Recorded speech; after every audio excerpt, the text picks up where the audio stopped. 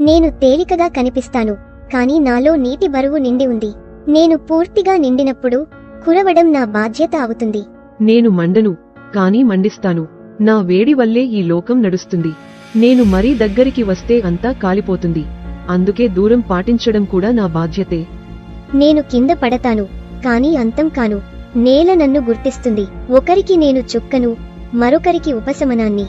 పడటం నా ముగింపు కాదు, నా పని. నేను కనిపించను, కాని అనుభూతిని ఇస్తాను. ఒక్కోసారి ప్రశాంతంగా, మరోసారి తుఫానులా మారుతాను. తేలికగా ఉండేవారే నాతో పాటు ఎగురుతారు. నేను కదలను, అదే నా గుర్తింపు. తుఫానులు వస్తాయి, వెళ్తాయి. నా నిశ్శబ్దం బలహీనత కాదు. సమయం నన్ను అరిగించగలదు, కాని వంచలేదు. నేను రాత్రి వేళ మెరుస్తాను, పగలు వెనక్కి తగ్గిపోతాను. ఇదే నా సమతుల్యత. నేను నిండుగా ఉంటాను, సగముగానూ ఉంటాను. నేను చిన్నదాన్నే, కాని కనిపించకుండా పోను. చీకటిలోనే నా గుర్తింపు ఉంటుంది. పగలు నన్ను దాచివేస్తుంది, రాత్రి నాకు పేరునిస్తుంది.